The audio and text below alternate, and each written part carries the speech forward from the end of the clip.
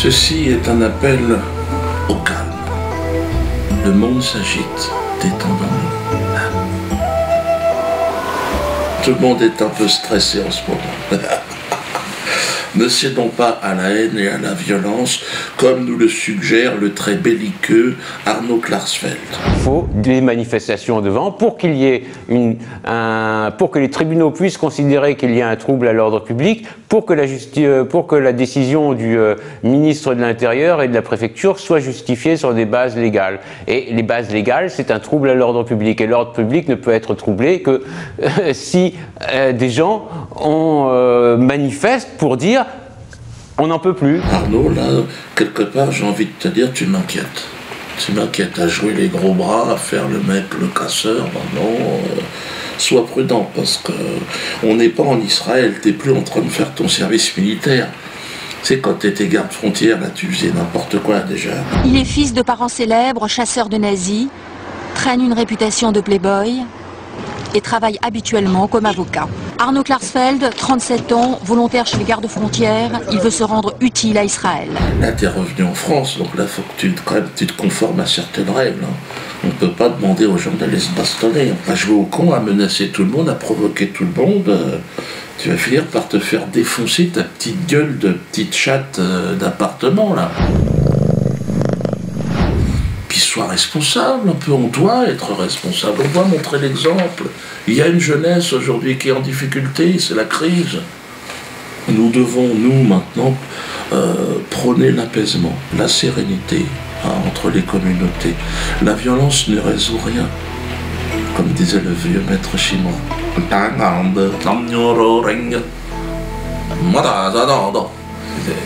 un petit peu développé. Si tu veux débattre avec moi, Nono, moi je veux bien, je suis ouvert en plus au débat. Pourquoi on ne parlerait pas? Hein? Viens me voir, ou même j'irai te voir, on parle, on communique, on l'avait déjà fait une fois à Klarsfeld, tu te souviens? Là, on peut parler de chambre à gaz. Apparemment, tu as envie de parler de chambre à gaz. Parlons-en. Bon, je ne suis pas sûr d'être très précis là-dessus. Hein. Il y a Robert autrement, Robert Forisson, si tu veux, lui, je peux lui demander de te donner son contact. Mais bon, là, je sais pas si... Bon, après, tu vois, Robert, tu sais, on a fait un clip, tiens, regarde. Chaud ananas. Oh, chaud ananas. Ah, il aime aussi la danse. Alors oui, tu parles de chambre à gaz parce que comme quoi j'aurais plus ou moins dit à Patrick Cohen que je souhaitais que, enfin je regrettais qu'il ne soit pas mort dans une chambre à gaz, mais c'est pas du tout ça que j'ai dit. Ah, il y a méprise les gars là. Patrick Cohen a fait une liste noire de personnes que l'on ne doit pas interviewer dans les médias. Quand je pense à ça, c'est dommage qu'ils aient arrêté les chambres à gaz. Ils ont monté ça, ils ont juste sorti un petit bout, mais t'as pas... Mais non, c'est pas ça. Patrick Cohen a dit que j'avais un cerveau malade. Écoute-le. Est-ce que vous continuerez d'inviter Tariq Ramadan, Dieudonné, Alain Soral, Marc-Édouard Nab? On a une responsabilité quand on anime une émission de débat public, on a une responsabilité, par exemple, de ne pas propager les thèses complotistes, de ne pas donner la parole à des cerveaux malades, parce que dans les gens que j'ai cités, je pense qu'il y a des cerveaux malades. Tu comprends? Donc moi sur scène, je m'interroge, je dis, ben ouais, dis donc, comment ça j'ai un cerveau malade? Et le procureur, il poursuit pas là? Alors à moins que Patrick Cohen soit neurologue en fin d'après-midi, mais là on n'est pas au courant de ça, nous. J'ai un cerveau malade, je t'emmerde, attends. Alors j'ai dit, c'est là, j'ai dit, bon voyons, les chambres à gaz, dommage. Ah mais c'est normal, puisqu'il dit que j'ai un cerveau malade, réfléchis. Alors toi tu prends cette phrase sortie d'un contexte humoristique où les gens se pissent dessus, ils se marrent. Dis donc continue. Et puis toi tu dis, ah non regarde les chambres. Mais non, ça fait un bout de temps qu'ils en veulent à mon cerveau, tu sais. Grosso modo, je suis un singe, c'est ça qu'ils prétendent. J'ai quand même le droit de m'exprimer. De toute façon, s'il y avait un procès sur ce truc-là de Patrick Cohen, je serais partie civile, moi. Mais oui, dis donc, parce que c'est sur les bases d'une émission qui a volé des images de mon spectacle. Donc, quoi qu'il arrive, je suis là. Allez-y. Je suis partie civile dans cette affaire. Et je vais gagner. Hein. Mais oui, c'est n'importe quoi. Alors, faut arrêter des conneries. Ça va. Klarsfeld, détends-toi le sphincter. Hein? Ton père chassait les nazis, toi, mais oui, mais là, moi je suis pas un nazi, Klarsfeld, regarde ma gueule. Je suis né en 66. Donc j'étais pas né, moi, toi. Donc, et je t'ai dit, les chambres à gaz, j'y connais rien. Si tu veux vraiment, je peux t'organiser un rencard avec Robert. Tu veux que je te remette la corridor? Non, bon, on ne remet pas. À cause de gens comme toi, Klarsfeld, à cause de gens comme Jacques Lubowitz, des jeunes juifs se sont rendus coupables d'agressions en bande organisée. C'était à Lyon. Samedi dernier, vers 23h, des jeunes issus de la communauté juive font irruption dans l'établissement pour en découdre avec 4 serveurs. Motif de leur colère, cette photo postée sur Internet. Les employés y font une quenelle, un geste équivoque lancé par Dieudonné et que certains assimilent à un salut nazi. Une demi-heure plus tard, les mêmes jeunes se rendent dans un restaurant du 7e arrondissement. Là aussi, ils souhaitent s'en prendre à un employé qui a posté le même type de photos sur les réseaux sociaux. Une bagarre éclate avec les agents de sécurité qui finissent par repousser les agresseurs. Le lendemain, nouveau raid similaire, cette fois à Villeurbanne. Un homme est frappé et enfermé dans le coffre d'une voiture. Ils ont été arrêtés, bon évidemment, comme des jeunes cons.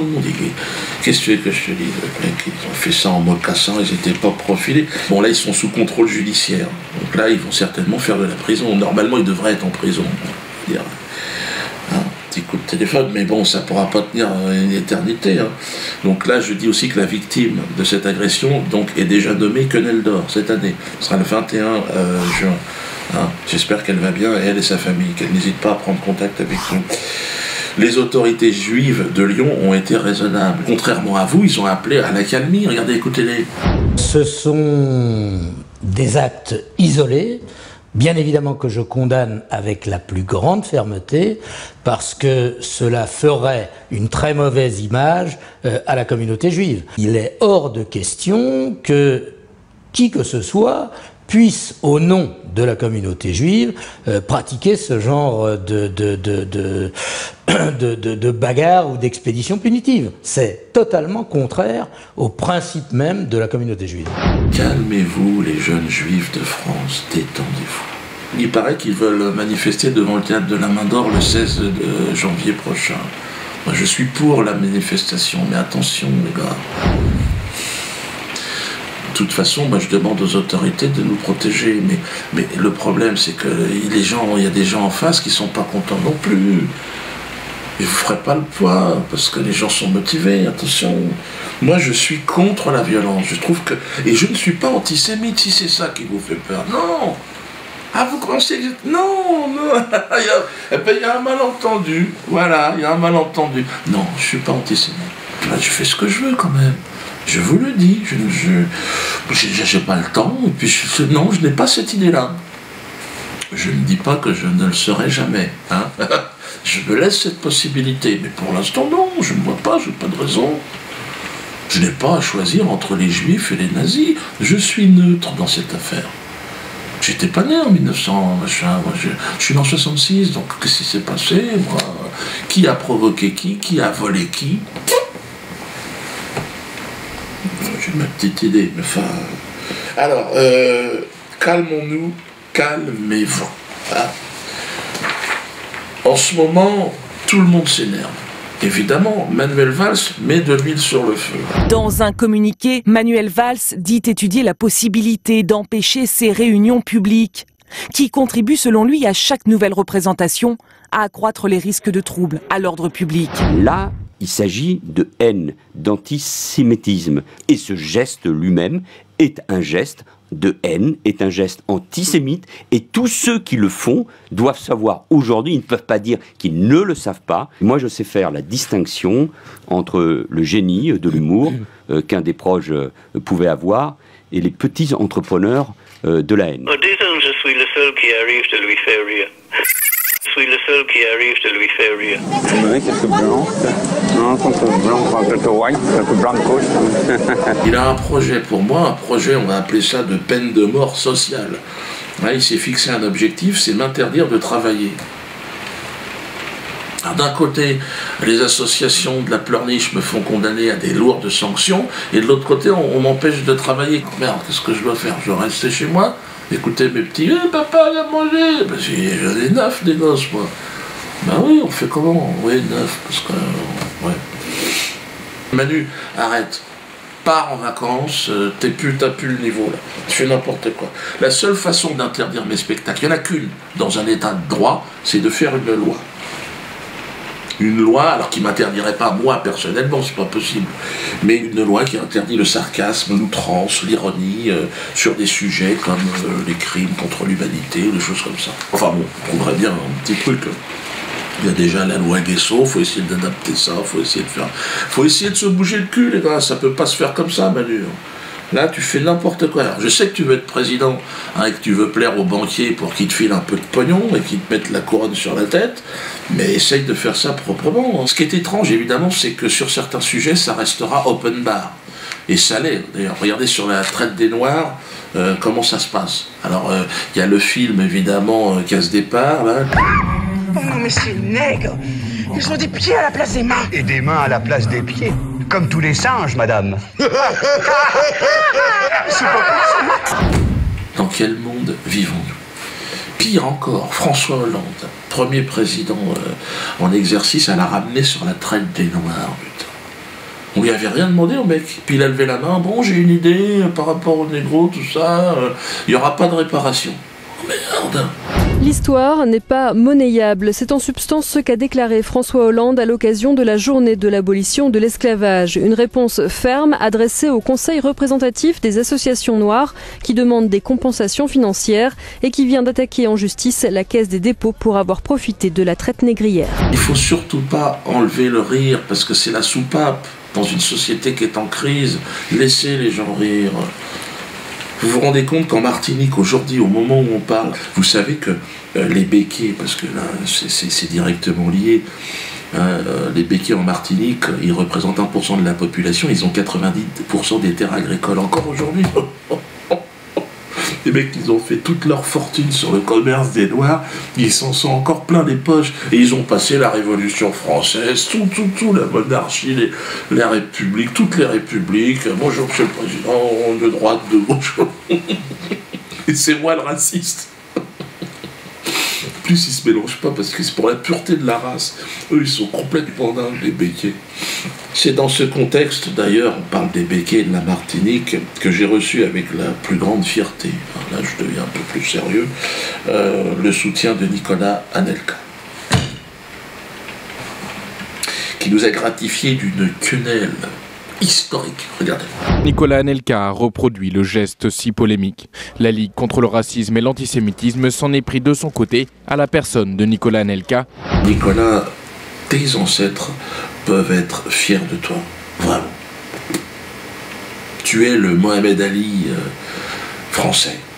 C'est celui qui dit non, c'est le nègre qui s'oppose, qui se lève, qui se redresse. Canel. Mais pourquoi Canel, un ami, tu aurais même pu dire le frère Dieudonné. Nous sommes finalement le maillon d'une chaîne qui se referme sur une autre. L'esclave, il n'est pas loin. Et puis cette libération par la quenelle, elle concerne tout le monde. C'est pas seulement une histoire des négros. Il y a aussi, regardez, en Belgique, Laurent Louis. Je vous remercie. Il me reste juste une chose à faire. Et je crois que le Parlement le mérite bien, c'est ceci. Parce que on est tous esclaves de ce système. Il faut qu'on se libère. Et là, je pense que 2014 va devenir l'année de la quenelle. Libérons-nous des béquets et des banquiers, ce sont les mêmes. Interdire mon spectacle, mais qu'est-ce qui va se passer, François? Qu'est-ce qui va se passer? Vous croyez quoi? Que les gens vont dire, oh, mais il n'y aura plus aucun spectacle qui va pouvoir se jouer. Le trouble à l'ordre public, si vous l'entretenez, ben, il y en aura partout. Et puis c'est facile d'arrêter un spectacle, hein, des boules puantes. Bon, les coups de téléphone, là, ils disent qu'ils vont envoyer des menaces d'alerte à la bombe dans mes spectacles. Mais dans tous les cinémas, il y aura des alertes à la bombe. Partout, dans tous les lieux publics, vous croyez que c'est... Calmons les choses. Hein? Zen attitude. Hein? François, tu la sens évidemment, qui se glisse dans ton cul, hein, la quenelle. Parce que je ne pense pas que tu iras à la fin 2014. À mon avis, tu vas être obligé de... Mais il ne faudrait pas que Valls prenne ta place, parce que... il est mauvais. Il est mauvais. Alors moi, ce que je te conseille, François, en attendant que ton départ très très proche,